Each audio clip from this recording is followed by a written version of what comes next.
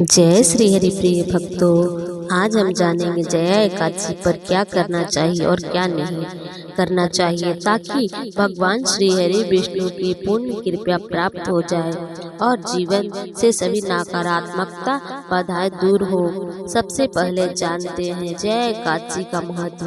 जया एकादशी माघ मास के शुक्ल पक्ष में आती है। यह व्रत विशेष रूप से भूत प्रेत बाधा भय पाप और नकारात्मक शक्तियों से मुक्ति दिलाने वाला माना गया है। इस दिन भगवान विष्णु की पूजा करने से मोक्ष की प्राप्ति होती है। अब भक्तों जानते हैं जया एकादशी पर क्या करना चाहिए। सुबह जल्दी उठना चाहिए। जया एकादशी के दिन ब्रह्म मुहूर्त में उठे, स्नान करें और स्वस्थ वस्त्र धारण करें। यदि संभव हो तो स्नान में गंगा जल मिलाएं। भगवान विष्णु का पूजन करना चाहिए।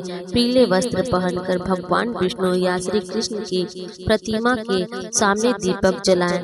तुलसी दल, पीले फूल, धूप और नैवेद्य अर्पित करें।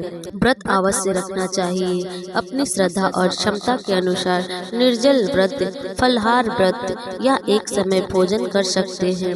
जया एकादशी व्रत कथा सुननी चाहिए। इस दिन व्रत कथा का श्रवण बहुत आवश्यक है।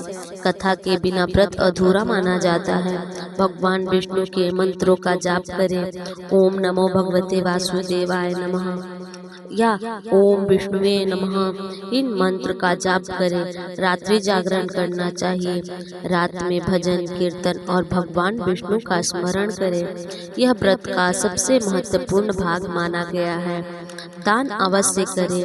गरीबों को अन्न, फल, वस्त्र या दक्षिणा का दान करें। दान से पुण्य कई गुना बढ़ जाती है। जया एकादशी पर क्या नहीं करना चाहिए। चावल और अन्न का सेवन नहीं करना चाहिए। एकादशी के दिन चावल खाना वर्जित माना गया है। मांस, मदिरा और तामसी भोजन नहीं करना चाहिए। यह व्रत की शुद्धता को नष्ट करता है। झूठ, क्रोध और विवाद से दूर रहें। इस दिन मन, वाणी और कर्म तीनों को शुद्ध रखना चाहिए। बाल और नाखून नहीं काटने चाहिए। यह अशुभ माना जाता है। दिन में सोना नहीं चाहिए। दिन में सोने से व्रत का पुण्य कम हो जाता है। किसी का अपमान या निंदा नहीं करनी चाहिए। इस दिन दया, करुणा और शांति बनाए रखें। व्रत का फल। जया एकादशी का व्रत करने से भूत प्रेत बाधा से मुक्ति मिलती है। भय और नकारात्मकता ऊर्जा दूर होती है। भगवान विष्णु की कृपा प्राप्त होती है। अंत में मोक्ष की प्राप्ति होती है।